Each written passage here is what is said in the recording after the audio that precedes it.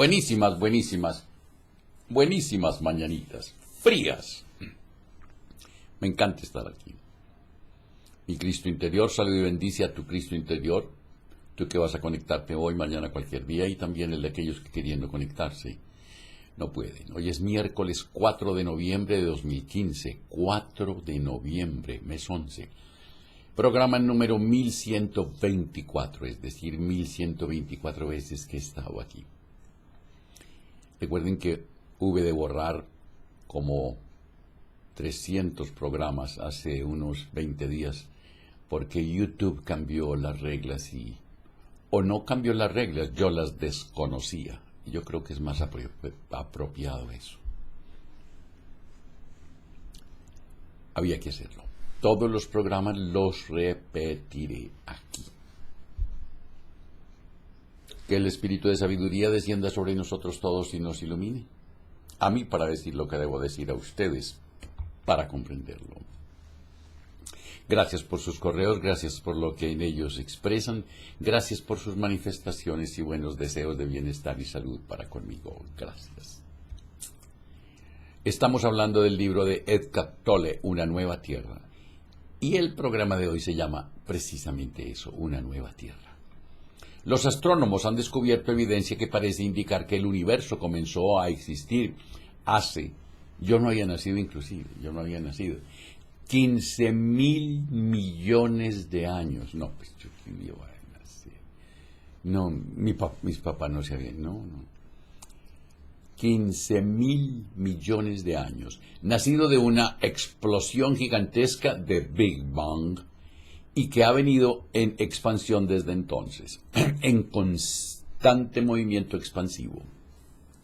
No solamente se ha estado expandiendo, sino que su complejidad y su diferenciación han ido aumentando cada vez más. Algunos científicos también postulan que este movimiento desde la unicidad hasta la multiplicidad dará marcha atrás con algún tiempo, porque todo nace, crece, se reproduce, muere, nace. Entonces cesará la expansión y el universo comenzará a contraerse nuevamente para volver a lo no manifiesto, a la nada inconcebible, de la cual se originó y quizá repita los ciclos de nacimiento, expansión, contracción y muerte una y otra vez. Es que cuando escribimos juntos. Sin embargo, si miramos hacia el interior en lugar del exterior únicamente, descubriremos que tenemos un propósito interno y otro externo, y puesto que somos un reflejo microcósmico del macrocosmos, debemos concluir que el universo también tiene un propósito interno y otro externo inseparable de los nuestros. Antes de examinar la importancia de la expansión y la contracción del universo para nuestra propia vida, debemos tener presente que nada de lo que digamos sobre la naturaleza del universo debe tomarse como verdad absoluta. Jamás. Son todo conjeturas, teorías. El infinito no puede explicarse con fórmulas matemáticas o conceptos. Ningún pensamiento puede encapsular la inmensidad de la totalidad. Aunque la realidad es un todo unificado, el pensamiento la corta en fragmentos. Esto da lugar a los errores fundamentales de la percepción. Por ejemplo, que hay cosas y sucesos independientes o que esto es la causa de aquello. Todo pensamiento implica un punto de vista y todo punto de vista, por su naturaleza, implica limitación, lo cual significa en últimas que no es verdad, o por lo menos no en términos absolutos. Solamente el todo es verdad, pero el todo no puede verbalizarse ni pensarse. Dios, el todo, no puede verbalizarse, no puede ser puesto en palabras, ni dibujarse, ni esculpirse. Visto más allá de las limitaciones del pensamiento y por tanto incomprensible para la mente humana, todo sucede en el ahora. Todo lo que ha sido o será es el ahora y está por fuera del tiempo, que es una construcción mental. Para ilustrar lo relativo y lo absoluto tenemos como ejemplo el alba y el ocaso. El alba es un vestido blanco que usan los sacerdotes. Cuando decimos que el sol sale por la mañana y se oculta por la tarde, estamos diciendo una verdad relativa. En términos absolutos es falso. Es solamente desde la perspectiva limitada de un observador que esté en la superficie de la Tierra que se puede afirmar que el Sol sale y oculta. No más. Si estuviéramos lejos en el espacio, veríamos que el Sol ni sale ni se oculta, sino que brilla continuamente. Sin embargo, aún sabiendo ese hecho, podemos seguir hablando del alba y el ocaso, apreciar su belleza, pintarlos, escribir poemas sobre ellos, a pesar de saber que es una verdad relativa y absoluta, y no absoluta. Breve historia sobre nuestra vida. La manifestación del mundo, lo mismo que su entorno a lo no manifestado, su expansión y contracción son dos movimientos universales que podríamos considerar como el abandono del hogar y el regreso a él. Estos dos movimientos se reflejan en todo el universo de muchas maneras, por ejemplo, la expansión y la contracción incesante del corazón y la inhalación-exhalación de la respiración. También se refleja en los ciclos de sueño y vigilia. Todas las noches, sin saberlo, regresamos a la fuente no manifiesta de toda la vida, cuando entramos en la etapa de sueño profundo, donde soñamos y emergemos nuevamente renovados en la mañana. Estos dos movimientos, la salida y el regreso, el alba y el ocaso, en otras palabras se llama orto y ocaso, orto o salida de un astro. Se reflejan también en los ciclos de vida de cada persona. Sin saber cómo ni cuándo aparecemos en este mundo, después del nacimiento viene la expansión.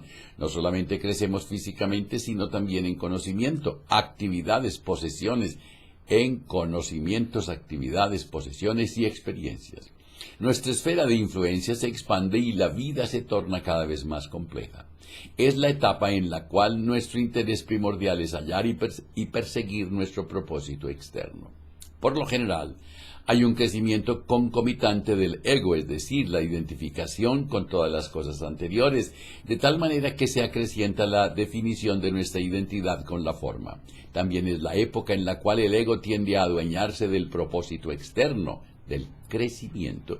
Y el ego, a diferencia de la naturaleza, no sabe cuándo parar en su búsqueda de la expansión y tiene un apetito voraz por más. Además, justo cuando pensábamos haber logrado nuestro cometido o que pertenecíamos a este mundo, se inicia el movimiento de retorno. Quizás comiencen a morir las personas que nos rodean, las personas que forman parte de nuestro mundo. Entonces se debilita nuestra forma física y se contrae nuestra esfera de influencia. En lugar de ser más, nos volvemos menos, y el ego reacciona ante esa situación cada vez más con mayor angustia y depresión. Nuestro mundo comienza a contraerse y descubrimos que ya no lo controlamos. En lugar de actuar en la vida actúa sobre nosotros, reduciendo gradualmente nuestro mundo. La conciencia que se identificó con la forma experimenta el ocaso, la disolución de la forma, y entonces un día también desaparecemos. Nuestro sillón está todavía allí, pero en lugar de estar sentados en él, no es más que un espacio vacío. Regresamos al sitio de donde salimos apenas unos cuantos años atrás. El despertar y el movimiento de retorno.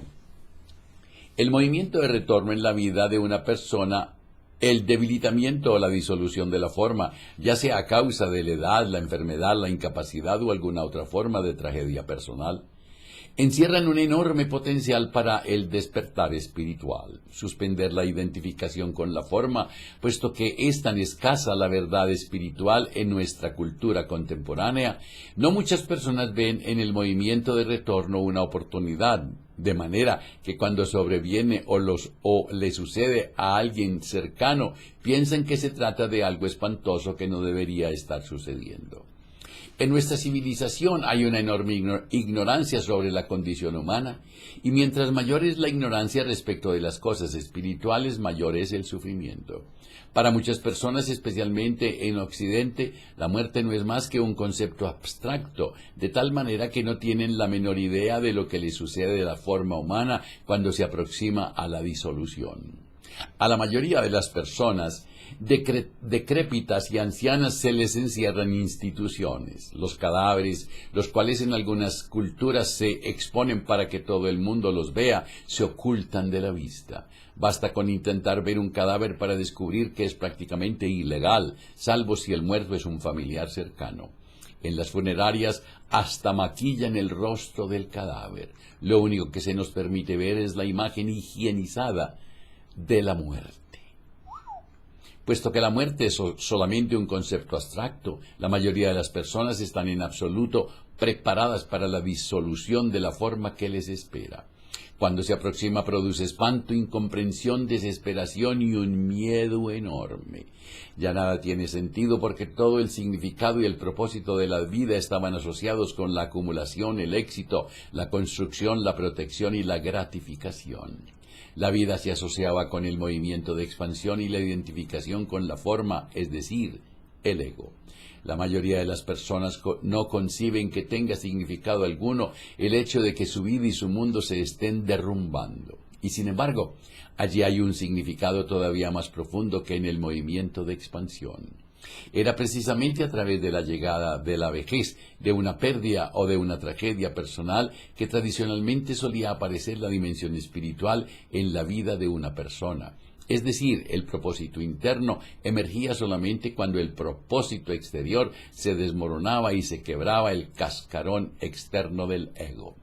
Esos sucesos representan el comienzo del movimiento hacia la disolución de la forma. La mayoría de las culturas antiguas seguramente comprendían intuitivamente este proceso, razón por la cual reverenciaban y respetaban a los ancianos. Eran los depositarios de la sabiduría y representaban la dimensión de la profundidad sin la cual ninguna civilización puede sobrevivir durante mucho tiempo.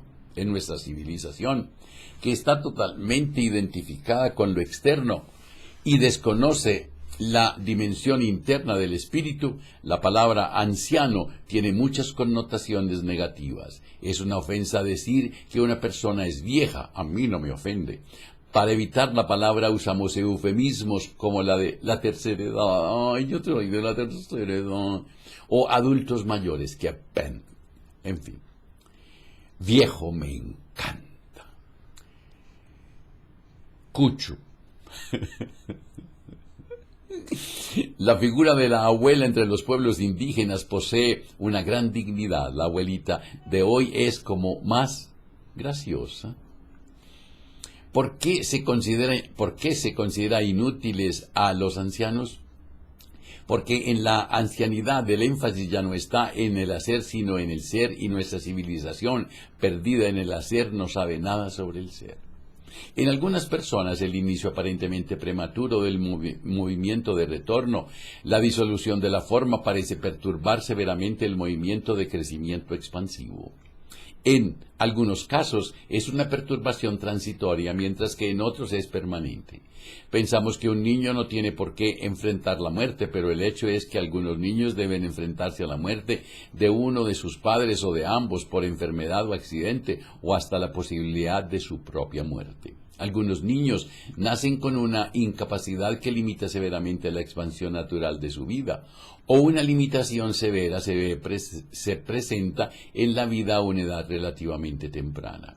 Esa perturbación del movimiento expansivo en un momento en el cual no tendría por qué estar sucediendo, también encierra el potencial de generar el despertar espiritual.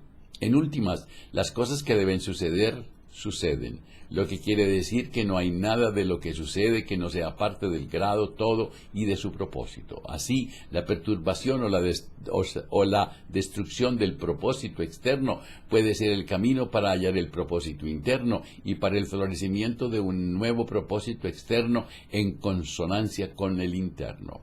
Los niños que han sufrido mucho, por lo general, se convierten en jóvenes más maduros para su edad.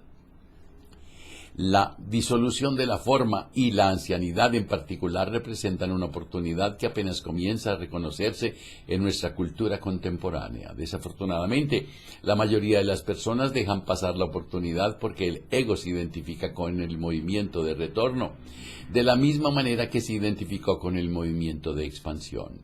Esto hace que el cascarón del ego se endurezca y se encoja en lugar de abrirse. Entonces el ego disminuido pasa el resto de sus días lamentándose o quejándose, atrapado en la ira o en el miedo, la autocompasión, la culpa u otros estados mentales y emocionales negativos, o recurriendo a estrategias evasivas como apegarse a los recuerdos y pensar y hablar sobre el pasado. Cuando yo era, cuando yo tenía. No. Cuando el ego deja la identificación con el movimiento de retorno, la vejez o la cercanía de la muerte, se convierte en lo que debe ser una puerta hacia la dimensión del espíritu.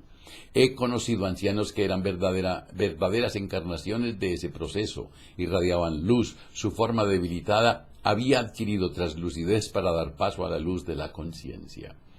En la nueva tierra, la vejez era reconocida universalmente y valorada como la etapa para el florecimiento de la conciencia y de la ciencia. Para quienes se encuentren perdidos todavía en las circunstancias externas de la vida, será una etapa para regresar tardíamente a su hogar, cuando despierten a su propósito interno. Para muchas otras personas representará la intensificación y la culminación del proceso de despertar. Gracias. El despertar y el movimiento de expansión. Tradicionalmente, el ego ha usurpado y utilizado para sus propósitos fines el crecimiento, sus propios fines, el crecimiento natural de la vida que viene con el movimiento de expansión. Mira lo que sé hacer, apuesto a que tú no lo puedes hacer. Le dice un niño a otro cuando descubre la creciente fuerza y destreza de su cuerpo. Se trata de uno de los primeros intentos del ego por destacarse identificándose con el movimiento expansivo y el concepto de ser más que los demás, y fortalecerse disminuyendo a los demás. Claro está que es solamente el comienzo de la larga serie de percepciones erróneas del ego, para lo cual los padres ayudan incitando al niño a que tienes que ser el mejor. Nunca lo dije. A mis hijos, no. La fuerza que impulsa los deseos del ego crea enemigos, es decir, unas reacciones que se manifiestan en fuerzas opuestas de igual intensidad. Mientras más fuerte es el ego, mayor es el sentido de separación con respecto a los demás, la conciencia. La conciencia ya es consciente. Conciencia con C y consciente con SC. Es lo que no se manifiesta lo eterno. Sin embargo, el universo adquiere conciencia gradualmente. La conciencia misma es atemporal y por tanto no evoluciona. No tuvo principio ni tendrá fin. Cuando la conciencia se manifiesta a través del universo, parece sujeta al tiempo y al proceso evolutivo. La mente humana es incapaz de comprender a cabalidad la razón de este proceso, pero podemos vislumbrarlo en vuestro interior y hacernos partícipes conscientes del mismo. La conciencia es la inteligencia, el principio organizador que está detrás de la manifestación de la forma. La conciencia ha venido preparando las formas durante millones de años a fin de poder expresarse a través de ellas en el universo manifiesto. En nuestro planeta, el ego humano representa la etapa final del sueño universal, de la identificación con la conciencia de la forma. Era una etapa necesaria de la evolución de la conciencia. El cerebro humano es una forma altamente diferenciada a través de la cual la conciencia entra en esta dimensión. Contiene cerca de 100.000 millones de células nerviosas o neuronas, más o menos equivalentes al mismo número de estrellas de nuestra galaxia, las cuales podrían considerarse como el cerebro del macrocosmos. El cerebro no es lo creador de la conciencia creó al cerebro, la forma física más compleja de la Tierra, con el propósito de expresarse. Cuando el cerebro se daña, no quiere decir que se pierda la conciencia, sino que ésta ya no puede utilizarlo para penetrar en esta dimensión. No podemos perder la conciencia porque en nuestra esencia solamente podemos perder lo que tenemos, más no lo que somos, el gozo. La paz que llega con la entrega se convierte en una sensación de vivacidad cuando disfrutamos realmente de lo que hacemos. El gozo es la segunda modalidad del quehacer despierto. En la nueva tierra, el gozo reemplazará al deseo como fuerza motriz de las actuaciones del ser humano. El deseo proviene de la ilusión del ego de ser un fragmento separado del poder de la creación. A través del gozo nos conectamos con el poder creador. Cuando el presente, el ahora, se convierte en el punto focal de la vida, nuestra capacidad para disfrutar lo que hacemos aumenta drásticamente. La alegría es el aspecto dinámico del ser. Cuando el poder creador del universo toma conciencia de sí mismo, se manifiesta en forma de alegría. No es necesario esperar a que algo importante suceda en la vida para poder disfrutar finalmente de lo que hacemos. Hay más importancia en la alegría de la que podemos necesitar. El síndrome de esperar para comenzar a vivir es uno de los engaños más comunes del estado de inconsciencia. Cuando me case, cuando tenga un hijo. Es mucho más probable que la expansión y el cambio positivo se manifiesten en el plano externo de la vida, cuando disfrutamos de lo que hacemos en el momento, en lugar de esperar a que se produzca un cambio para poder comenzar a gozar. No le pida a su mente autorización para gozar de lo que hace. Lo único que recibirá serán miles de razones para no disfrutar. Ahora no, dirá la mente. No ves que estoy ocupada, no hay tiempo, quizás mañana puedas. Ese mañana no llegará nunca a menos que comience a disfrutar lo que hace en este momento, aquí, hoy y ahora. Cuando decimos que disfrutamos haciendo esto o aquello, realmente estamos cayendo en una percepción equivocada. Hace parecer que derivamos alegría de lo que hacemos cuando en realidad no es así. La alegría no emana de lo que hacemos, sino que fluye hacia lo que hacemos y se manifiesta en el mundo desde las profundidades de nuestro ser. La idea errónea de que la alegría viene de lo que hacemos es normal, pero también peligrosa porque crea la noción de que la alegría es algo que puede derivarse de alguna otra cosa, como una actividad o una cosa. Entonces esperamos a que el mundo nos brinde alegría y felicidad cuando en realidad no puede hacerlo. Es por eso que muchas personas viven en un estado permanente de frustración. El mundo no les brinda lo que creen necesitar. Entonces, ¿cuál es la relación entre algo que hacemos y el estado de alegría? Que disfrutamos cualquier actividad en la cual estemos totalmente presentes, cualquier actividad que no sea solamente un medio para alcanzar una finalidad. No es la acción realizada la que disfrutamos realmente, sino la sensación de profunda vivacidad de la cual se impregna la actividad. Eso significa que cuando disfrutamos haciendo algo, realmente experimentamos la alegría del ser en su aspecto dinámico. Es por eso que todo aquello que disfrutamos nos conecta con el poder que está detrás de la creación. La siguiente es una práctica espiritual que imprimirá poder y expansión creadora a su vida. Haga una lista de varias de sus actividades de todos los días. Incluye actividades que considere aburridas, irritantes, tediosas, intrascendentes o que le produzca tensión. Pero no incluya aquello que deteste hacer, puesto que se trata de algo que debería aceptar o sencillamente dejar de hacer. En la lista puede haber cosas como trasladarse hacia y desde el trabajo, comprar los víveres, lavar la ropa o cualquier cosa que le parezca tediosa o molesta. Después, siempre que esté ejecutando esas actividades, permita que se conviertan en un vehículo para estar presente.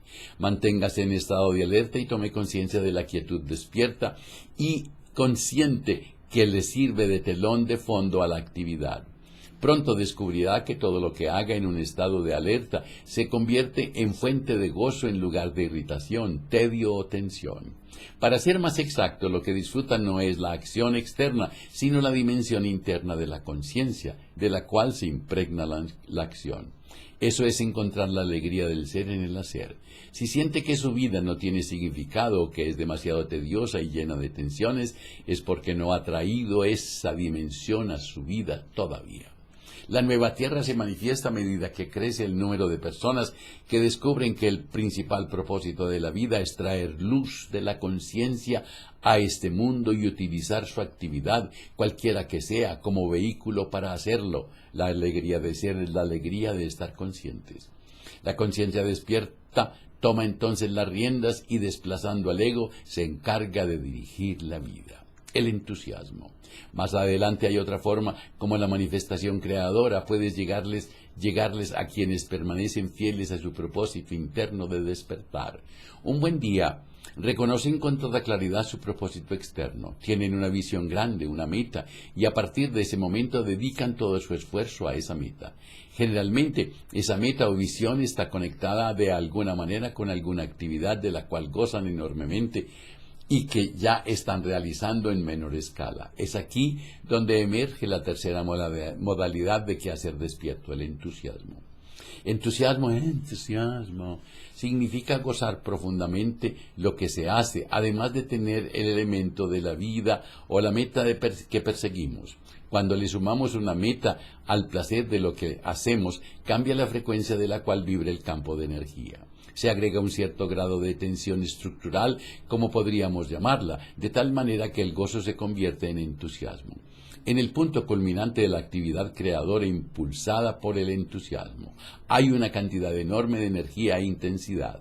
La sensación es la de una flecha en la trayectoria directa hacia el blanco y que disfruta su viaje. Un observador podría decir que la persona está bajo estrés, pero la intensidad del entusiasmo no tiene nada que ver con él. El estrés se produce cuando el deseo de llegar a la meta es superior al deseo de hacer lo que hacemos. Se pierde el equilibrio entre el goce y la tensión estructural y esta última se impone. El estrés, por lo general, es señal de que el ego ha regresado y de que nos estamos desconectando del poder creador del universo. Lo que queda es el impulso y el esfuerzo del ego que busca satisfacer su deseo, de tal manera que es preciso trabajar arduamente para lograr la meta. El estrés siempre disminuye tanto la calidad como la eficacia de lo que hacemos bajo su influencia. También hay un vínculo estrecho entre el estrés y las emociones negativas tales como la angustia y la ira. El estrés es tóxico para el cuerpo y ya hay evidencia de que es una de las causas principales de las enfermedades degenerativas como el cáncer y las cardiopatías. El entusiasmo y el ego no pueden coexistir. El uno implica la ausencia del otro. El entusiasmo sabe para dónde va, pero al mismo tiempo está perfectamente unido con el momento presente, la fuente de su vivacidad, su alegría y su poder. El entusiasmo no desea nada, pero tampoco carece de nada. Es uno con la vida y por muy dinámicas que sean las actividades que inspire, no nos perdemos en ellas. Y siempre deja ese espacio quieto para intensamente vivo en el centro de la rueda, un espacio central en medio de la actividad, al cual, a pesar de ser la fuente de todo, nada lo afecta. Para resumir, el gozo de lo que hacemos sumado a una meta o visión que nos motiva, se convierte en entusiasmo. No basta con tener una meta, sino que lo que hacemos en el momento presente debe ser el punto central de nuestra atención. Debemos cerciorarnos de que nuestra visión o meta no sea una imagen inflada de nosotros mismos y por tanto una versión disfrazada del ego, como querer convertirse en estrella de cine, en escritor famoso o en empresario millonario. También debemos cerciorarnos de que nuestra meta no gira alrededor de tener esto o aquello, como una mansión al lado del mar, nuestra propia compañía o 10 millones de dólares en el bolsillo, en el banco, ni un peso. Una imagen engrandecida de nosotros mismos o la visión de tener esto o aquello no son más que metas estáticas y por tanto no generan poder. Debemos asegurarnos de que nuestras metas sean dinámicas, es decir, que apunten hacia la actividad en la cual tenemos centrada nuestra atención y a través de la cual estamos conectados con otros seres humanos y también con el todo. En lugar de vernos como estrellas famosas o empresarios exitosos, debemos vernos como fuente de inspiración y de enriquecimiento para un sinnúmero de personas a través de nuestro trabajo. Una nueva especie comienza a surgir en el planeta. Está surgiendo ahora y es usted. Eckhart Tolle, una nueva tierra. Cuando te abrazas, cuando te quieres, cuando te amas, la vida te abraza, la vida te quiere, la vida te ama. Digan hoy muchas veces, me acepto y me apruebo como soy, me amo. Me acepto y me apruebo como soy, me amo. Y también digan varias veces, yo soy en cada nuevo día más dulce. Mañana, la enfermedad como camino. Iniciamos una nueva lectura. La enfermedad como camino, de un par de suecos. Uno de ellos es Thorvald Deffelson. Que la prosperidad, la armonía, la salud, la sabiduría y el amor sean con ustedes y sus familias, conmigo y mi familia. Si hoy tienes un momento de rabia, de desilusión, de tristeza, de enfermedad, de pobreza, invoca al espíritu de sabiduría Pídele que descienda sobre ti y cuéntale. Y si en tu relato hayas algo mal puesto en tu corazón contra alguien, perdónalo, ámalo, agradece, olvida. Y si lo que encuentras es contigo, perdónate, ámate, agradece y duérmete. Si entran a mi canal, no se les olvide chulear la casilla me gusta y la casilla suscriptores. Me gusta y suscriptores, chulear. Y no se les olvide reír, pero por nada, nada, pero por